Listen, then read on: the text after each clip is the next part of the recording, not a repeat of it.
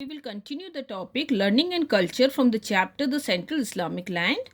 So, we will see a new group of religious minded people or the spiritual peoples.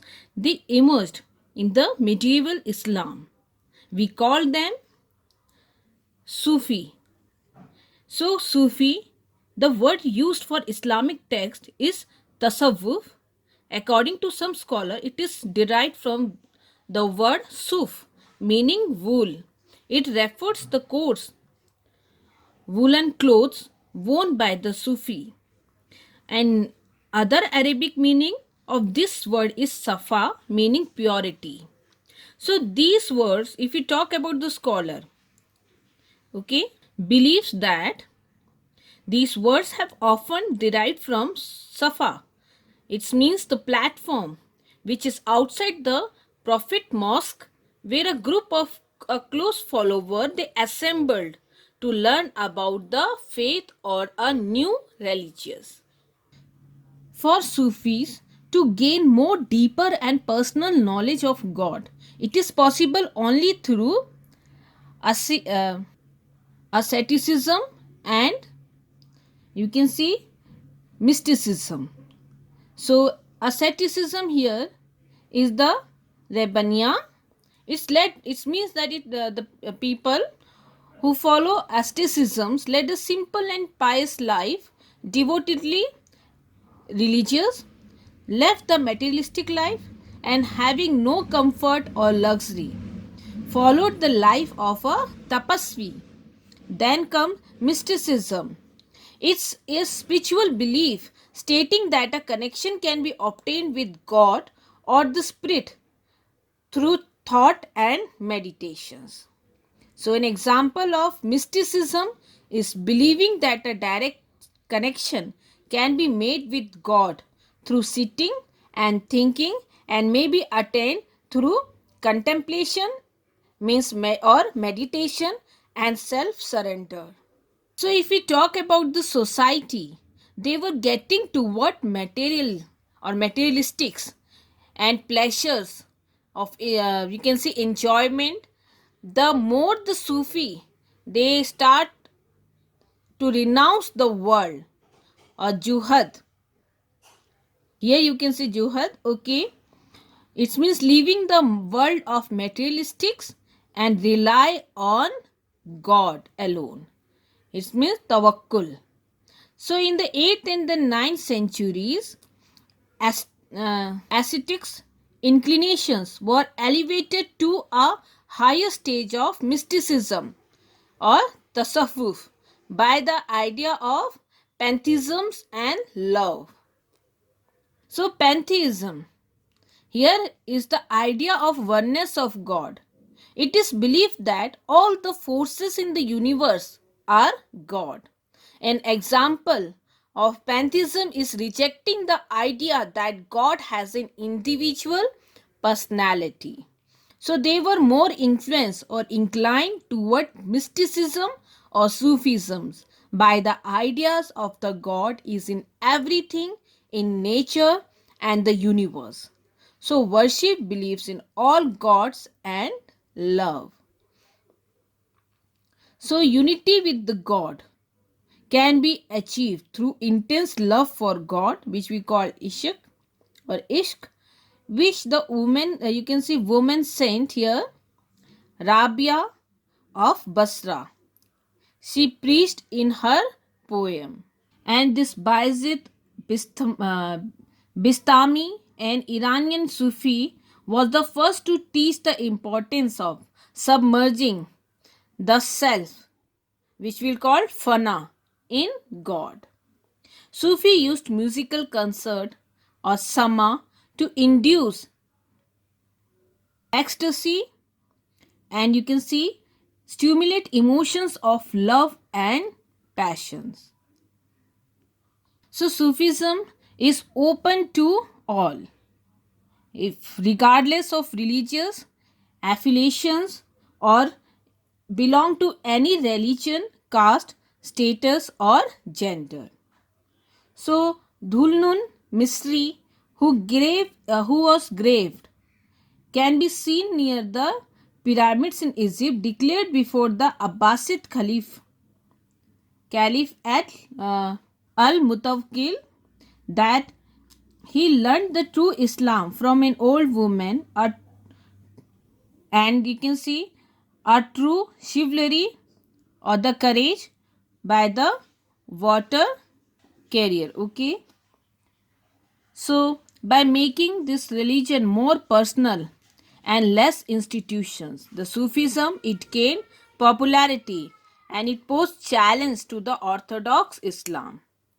So now comes an alternative visions of God and the universe was developed by Islamic philosophers and scientists under the influence of Greek philosophers, philosophy and science.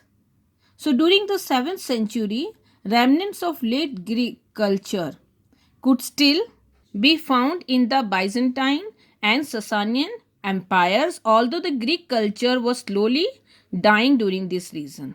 So we talk about the Greek culture. Somewhere it influenced the Islamic scholars and philosophers, and we can see the Greek culture that still existed in the Islamic world, especially the Byzantine and the Sasanian. So you can see which was later merged into Arabia. This empire was later merged into Arabia, and in the schools of Alexandria, Syria and Mesopotamia, once they were the part of the Alexander Empire. Okay, Greek philosophy, mathematics and medicines were taught along with other subjects. So the Umayyad and Abbasid caliphs, they appointed Christians to translate the Greek and Syriac book into Arabic. So you can see here translation, it became well organized activity under Al-Mamun, who supported the library. Okay, come Institute of Science, Bayat al-Hakima in Baghdad, where the scholars worked. So the work of Aristotle, the element of Euclid, Ptolemy, Almagest were brought to the attention of the Arabic reading scholars. So Indian work on astronomy, mathematics and medicine were also translated into Arabic during the same period. So this work they reached Europe and it inflamed interest in philosophy and science.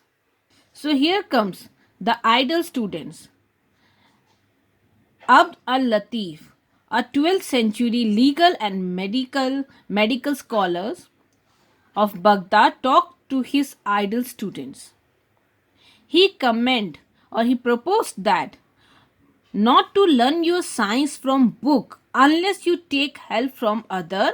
Here other are the teachers. Even though you may trust your ability to understand, for all those subjects whose knowledge you want to acquire or gain, take help of your teacher.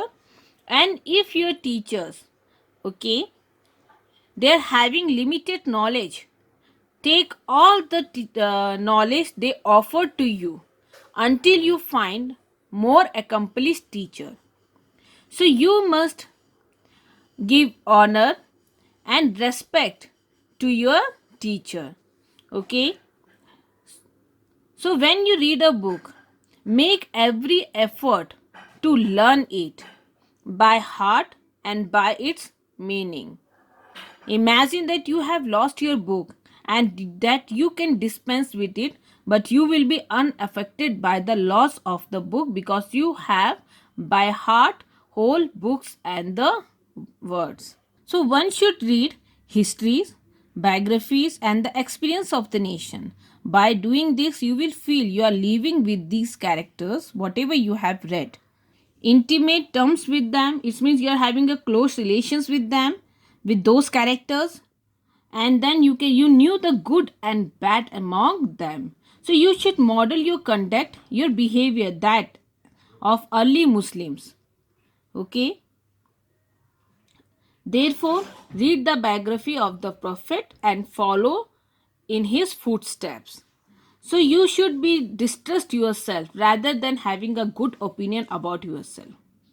Okay, you have to concentrate yourself in learning the scholar's work, proceeding with precautions and avoiding, you can see, the moment of being rushed or in a hurry. So, who has not endured the stress will not taste the joy of knowledge. So, when you have finished your study and then reflection occupied your tongue with the mention of God's name, sing his praises. So, do not complain if the world turn it back on you. Know that learning leaves a trail and a scent or a fragrance, and proclaiming its processors, and tell the name of the processor who own knowledge. A ray of light and brightness shine on him, pointing him out. So those who are knowledgeable, it reflect in his personality also.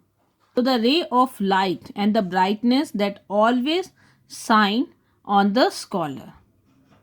So here you saw that Abd al Latif, okay, he proposed to his student to be idle.